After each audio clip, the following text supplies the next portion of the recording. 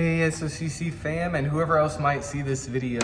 I wanted to follow up on Sunday. We talked about the parable of the wise and foolish virgins in Matthew 25 and just been pondering that. I know many of you have had a lot of feedback on it. I actually feel like it was catalytic for our spiritual family in this season. And I'm not gonna go into that, but I wanna encourage you in the endeavor of getting oil, buying oil, increasing your intimacy in a way that maybe doesn't feel normal or makes sense in its extravagance in this hour. I actually believe it is time. And that's what I said on Sunday. Now is the right time to give yourself to seeking God in a way that seems more extreme than necessary. In other words, the times we're in this moment may not warrant an extravagant devotion to Jesus. I mean, we have a mild shaking. We've got things that are upended a bit, but it's not as bad as it could be. I mean, if you've read the end of the book, there's a lot more shaking to come, and then there's a lot more glory to come as well.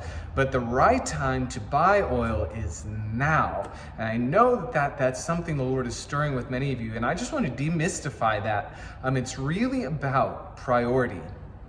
It's about giving primary priority to your time with Jesus. Taking time in the Word, taking the time in prayer daily is where it begins. But it's also just about inviting intimacy with Jesus in every part of your life. And so just a couple of things I want to encourage you in is to have a plan, make time, and then seize moments. So have a plan in regards to time as well. Know when you want to spend time with Jesus. I would encourage you at least once a day to set aside time where it's undistracted, if possible. Maybe before you start your day, before your kids wake up, maybe at the end of the day when things are settled down. Have a time that's set aside for you and Jesus, like an appointment that you don't want to miss because it's so good. And then, so that's part of the plan. Second part of the plan is to have a plan for your Bible reading. Know what you're going to read.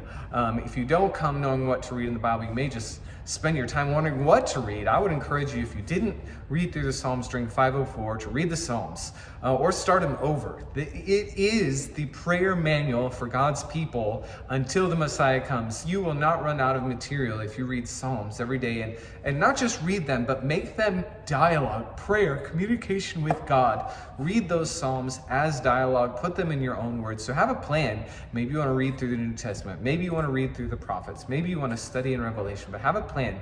And when you come to your time, don't just go through it alone. Invite the Spirit of God to be with you, to give you revelation, to interact with you during that time. That's where the oil comes, is by the Spirit. The Word simply gives ignition to the Spirit so that your heart burns and comes alive in Jesus. So have a plan, set a time, and the other part I said was seize moments.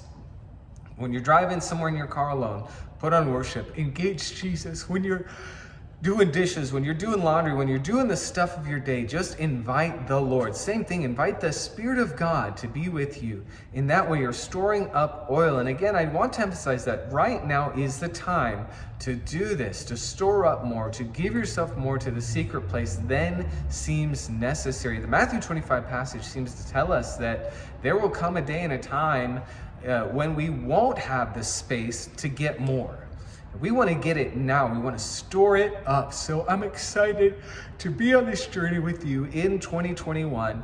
And I'm excited to continue to dive in and experience the revelation of Jesus in our midst. So let's go. Let's buy oil. Let's be a community that is wise in the hour that we live in Jesus' eyes.